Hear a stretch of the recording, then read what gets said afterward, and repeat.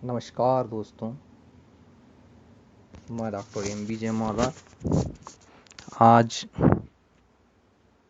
हम आपके सामने द्वितीय PUC की एकांकी सूखी डाली के बारे में जानकारी हासिल करने के लिए आए। तो सूखी डाली एकांकी को जानने से पहले उसके लेखक की जानकारी लेना बहुत ज़रूरी है।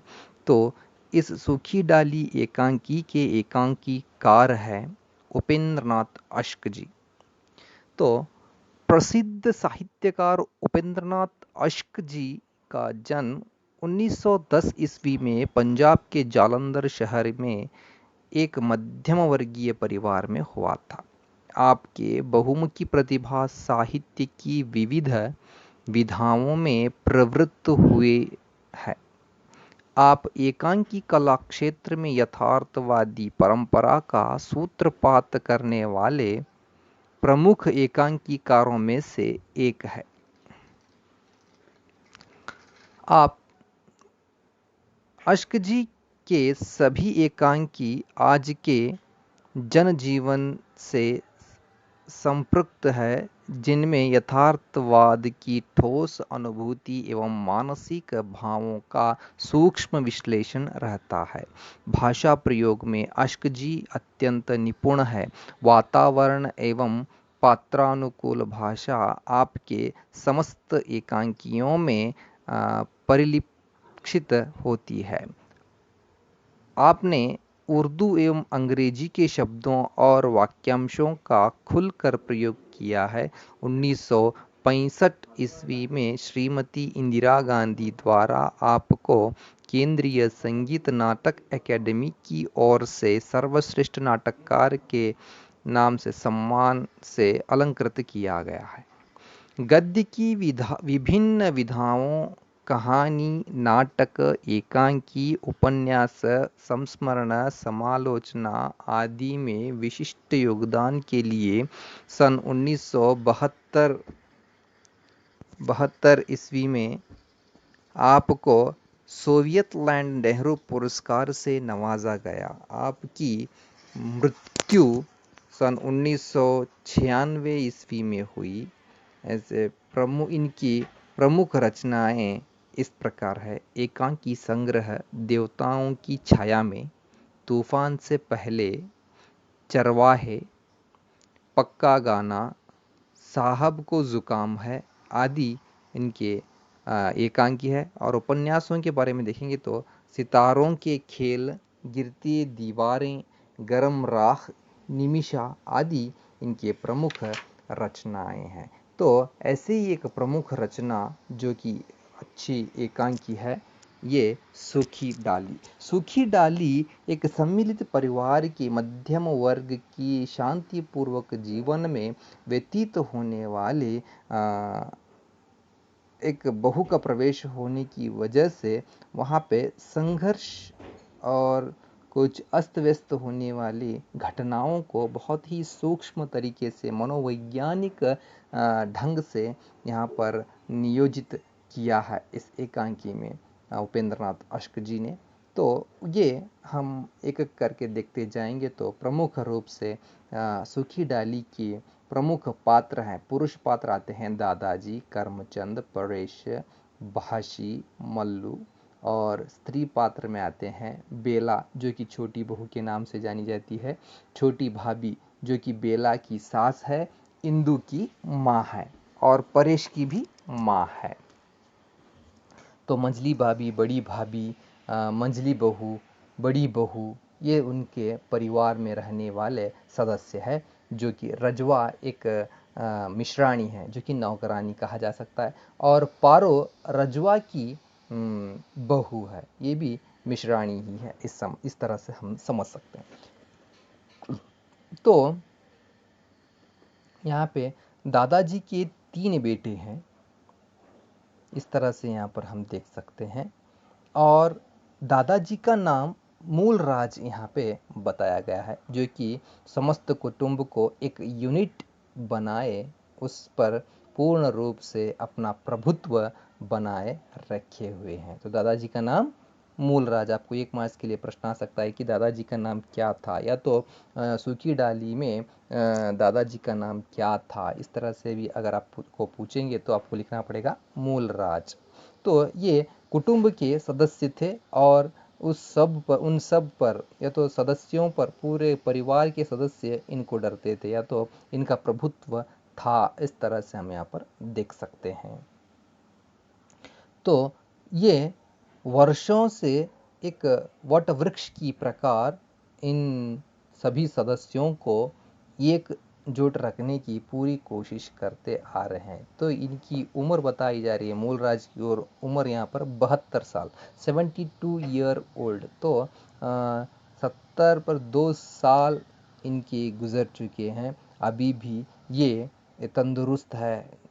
और उनकी दाढ़ी इतनी लंबी है कि जैसे कि धरती को छूने के लिए ही प्रण किए हुए हैं, ऐसा यहाँ पर बताया जाता है। तो दादाजी का बड़ा लड़का 1914 को के महायुद्ध में सरकार की ओर से लड़ते लड़ते वह वीर मरण हो गए थे, या तो उनका लड़ते लड़ते ये वीर गति प्राप्त कर चुके थे। इस तरह से यहाँ पर कहते हैं। तो 1914 के पहले महायुद्ध में जो युद्ध के समय इनकी मौत हो गई, तो सरकार ने दादाजी को एक मुरब्बा ज़मीन दी थी।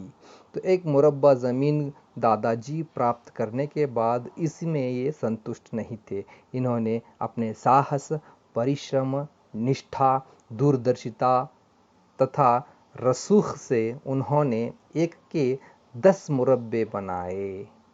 उनके 2 बेटे और पोते ज़मीन, फार्म, डेयरी, चीनी के उस कारखाने के काम की देखभाल करते थे। देखिए, एक मुरब्बा ज़मीन से वे 10 मुरब्बा ज़मीन बनाए, और उस ज़मीन में फार्म बनाया, डायरी बनाया और चीनी की फैक्ट्री बनाई। इस तरह से घर के सभी लोगों को एक काम सौंप दिया। तो ये सभी जानकर ये लोग उसी फैक्ट्री में, तो फार्म में, डायरी में, खेत में इस तरह से काम करते थे। तो लास्ट का जो छोटा पोता था वो नायब तहसीलदार होकर इसी कस्बे में लौट आया है, और उनका विवाह लाहौर के एक प्रतिष्ठित तथा संपन्न कुल की सुशिक्षित लड़की से हुआ है।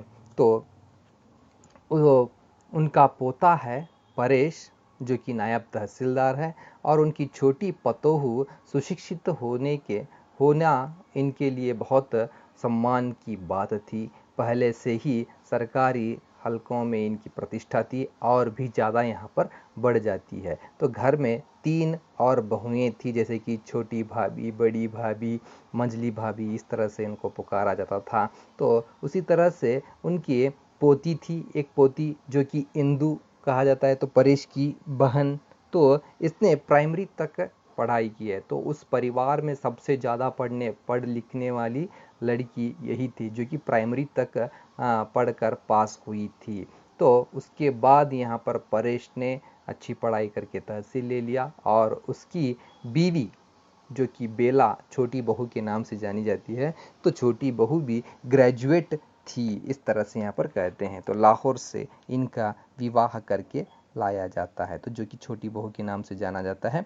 तो कुटुंब में ये लड़की जब प्रवेश करती है, तो छोटी पतोहू मतलब छोटी बहू बेला का प्रवेश होता है, तो यहाँ पर कुटुंब में थोड़ा अल्लोल कल्लोल होने लगता है। जिस तरह से तालाब में लहरें उठती है, या तो एक पानी में पत्थर सटने से जिस तरह से लहरें पैदा होती है, वैसे ही कुटुंब में भी थोड़ा तनाव सा महसूस होता है। तो ऐसे वक्त को किस तरह से संभालते हैं, तो उसी का वर्णन यहाँ पर देते हुए यहाँ पर कहानी का, या तो एकांकी का प्रारंभ होता है। प्रारंभ में ही बड़ी बहू इंदु और यहाँ पे छोटी बहू तथा ये मिश्रानी यहाँ पर खड़ी हैं। तो ऐसे बात कर रहे हैं कि बड़ी बहू पूछ रहे हैं कि क्या हुआ।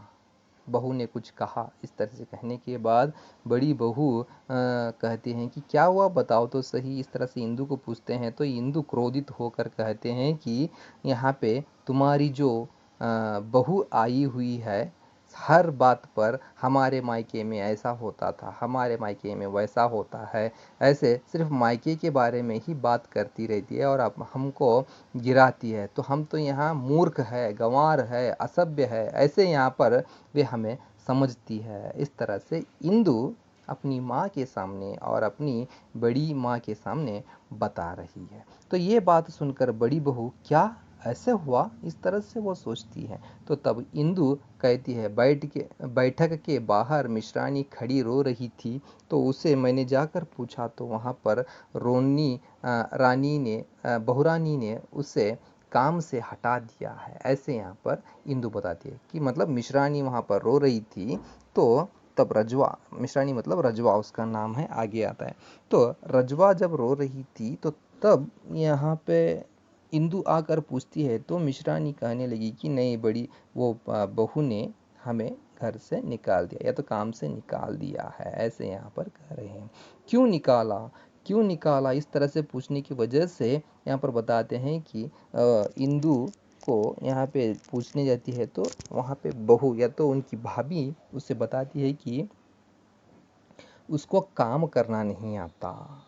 इस तरह से कहते हैं, सलीका नहीं आता। तो सलीका नहीं आता तो कैसे, 10 साल से वह मिश्रानी हमारे घर में काम कर रही है, कभी भी हमें ऐसा महसूस नहीं हुआ, क्योंकि हर सफाई वह करती थी, बर्तन मांजती थी, कपड़े धोती थी और हर घर का काम करती थी। 10 साल से वह हमारे घर में काम कर रही है, तो हमें कभी भी ऐसा नहीं लगा कि वह हमारे घर की नौकरानी है, बल्कि हमें ऐसा लगा कि वो हमारे घर की एक सदस्य है, ऐसा ही हमें महसूस हो रहा था। लेकिन यहाँ पर कहने के बाद इंदु को वह बोलती है, उनकी भाभी बोल रही है, तो बेला बोल रही है कि उनको सलीका नहीं आता, सिर्फ झाड़ू पोछा करने से ही काम नहीं चलता, काम लेना तो एक तरीका है, पहले वो काम सीखेंगे तभी वो काम करना जानेंगे।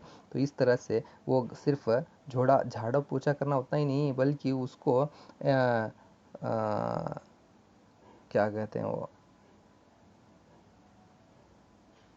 बनावट सजावट भी ज़रूरी होती है, किस चीज़ को कैसे रखना है ये भी जानना बहुत ज़रूरी होता है। तो ये गंवार मिश्रानी ऐसा कुछ कर नहीं सकती, हमारे गांव में ऐसा है, हमारे मायके में हम ऐसा नहीं करते, वैसा करते हैं, ऐसा फिर से अपने मायके का ही बखान करने लगती है। तो ये बात को यहाँ पर इंदु को गुस्सा आता है और कहती है कि हमारे नौकर गंवार, हमारे पड़ोसी गंवार, स्वयं हम गंवार, बाकी सब आप ही लोग हैं जो अपने मायके में सब अच्छा पहनना, ढंग से जीना, सब कुछ आप ही को आता है, हम तो उज्जड़ गंवार है। इस तरह से वहाँ पर क्रोधित होकर वो अपनी भाभी से झगड़ा करके आई भी रहती है। तो इस बात को यहाँ पर अपनी माँ और बड़ी माँ के सामने ये बता रही है, तो तभी सभी लोग वहाँ पे कहते हैं, तो हाँ बिल्कुल ठीक ही कह रही है, क्योंकि 10 साल से वह रजवा हमारे घर में रह रही है, तो हम उसे अचानक से उसे ऐसे निकाल नहीं सकते। उसे बता सकते हैं या तो उसे सिखा सकते हैं कि वो अगर आपको कैसे चाहिए वैसा बताएंगे तो वो सीख कर वो काम करना सीख लेगी। ऐसे यहाँ पर छोटी भाभी और बड़ी भाभी उसे समझाने की कोशिश करते हैं। तो रजवा भी यहाँ पर आती है, तो रजवा को पूछते हैं कि क्या हुआ। इस तरह से पूछने के बाद रजवा भी रोते हुए कह रहे हैं कि माँ जी, आज उन्होंने बरबस मुझे काम से हटा दिया, इतने बरस हो गए आपकी सेवा करते, कभी किसी ने इस प्रकार अनादर नहीं किया था।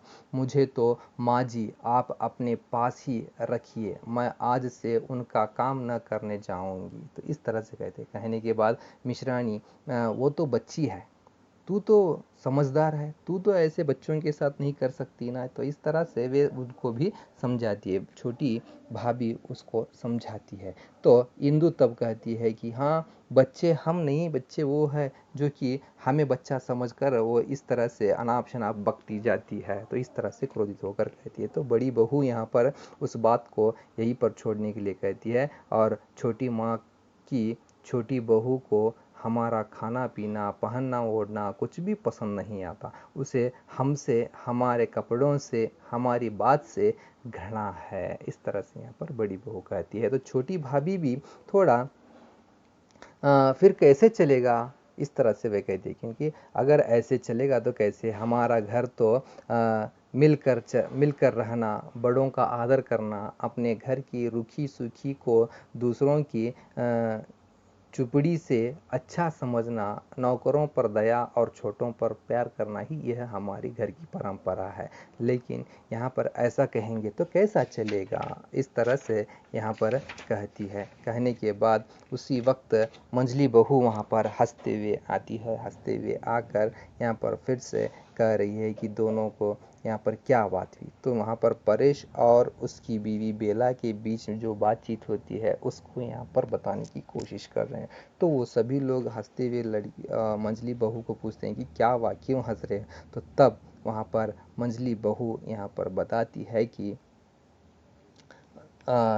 बेला या तो छोटी बहू पतोहू और परेश दोनों के बीच में जो वाद हो रहा था उसको सुनकर आई हुई थी, वो यहाँ पर बताने की कोशिश करी। तो क्या होता है, तो परेश जब नहाकर आता है तो आने के साथ ही यहाँ पर उसकी पत्नी बेला ये फर्नीचर को घर से बाहर रखने की कोशिश में लगी रहती है। तो यहाँ पर क्यों, क्या हुआ, दादाजी को ऐसे ले जाने के लिए कहा है। तो वो कहती है कि ये घर में ये स्नान करके जब आता है तो बहुरानी फर्नीचर निकाल कर बाहर रख देती है। तो परेश कारण पूछता है तो छोटी बहू कहती है कि मैं इन छोटी टूटी फूटी कुर्सियों और गले सड़े फर्नीचर को अपने कमरे में न रहने दूंगी।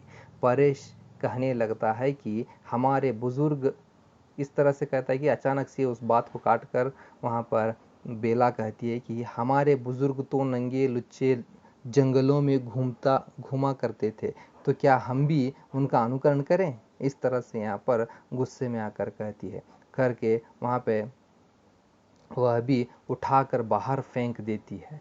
तो ये सोचकर, ये देखकर यहाँ पर परेश चुप रहता है। तो इसको यहाँ पर फिर आगे कहता है कि फर्नीचर पर हमारे दादाजी, इस फर्नीचर पर हमारे दादाजी बैठते थे, पिताजी बैठते थे, चाचा जी बैठते थे, उन लोगों को कभी भी शर्म नहीं आई। तो हम फर्नीचर के बारे में गले सड़े होने की शिकायत करेंगे तो बाद में आपत्ति जताएंगे तो दादाजी को भी गुस्सा आ जाएगा, उनको भी ठेस लगेगी और कहने लगेंगे कि तहसीलदार होते ही लड़के का सिर फिर गया है, ऐसे ये मुझे ही डांटेंगे। इस तरह से यहाँ पर कहता है। कहने के बावजूद भी उसकी पत्नी नहीं मानती, तो क्या करते।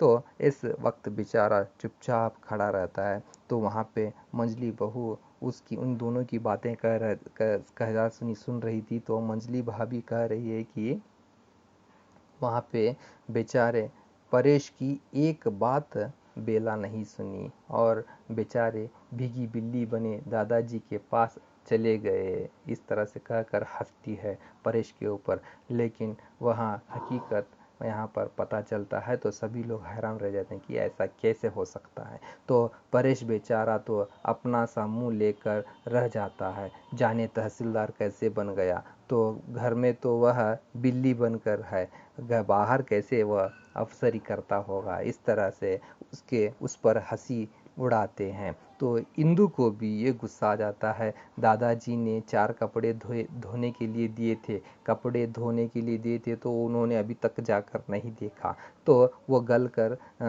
गुसल खाने में ही गल रहे हैं। इस तरह से यहाँ पर कहती है। तो कहने के बाद बड़ों का आदर करना उसको नहीं आता और दूसरों को वह अच्छी बातें बताती है, इस तरह से क्रोधित होकर कहती है। तो जैसे ही दादाजी के कपड़े गुसल खाने में है ये बात पता चलते हैं तो छोटी भाभी कहती है कि जा झट से पहले उसको उन कपड़ों को धो कर ला, वरना दादाजी परेशान रह जाएंगे। दादाजी पूछेंगे तो क्या देंगे, क्या देना पड़ेगा। तो चलो ठीक है। परेश की तो जैसी वह हालत, बड़ी सुनवाई होती है, तो बाद में मैं उसको समझाऊंगी, पहले तुम जाकर उसको धो डाल, इस तरह से कहती है। तो वहाँ पे शर्म के मारे वहाँ पर आगे कहते हैं कि बहुरानी के हाथ तक न लगाए उन्हें और वे शर्म के मारे ले जाते नहीं दादाजी के पास। कचहरी में कैसे तहसीलदारी और घर में तो अपराधियों से भी गए बीते हो जाते हैं। तो उस वक्त दादाजी के कपड़े की याद आने के बाद सभी लोग पहले दादाजी के कपड़े धो डालो, इस तरह से कहकर भाभी कहती है बाद में यहाँ पर इंदु को कहती है कि तुम जाकर पहले कपड़े धो डालो, बाद में मैं उसको समझाऊंगी, बहू को समझा दूंगी। इस तरह से कह के यह पहला दृश्य खत्म होता है, तो पर्दा गिरता है। तो अगले क्लास में हम दूसरा दृश्य देखेंगे। धन्यवाद।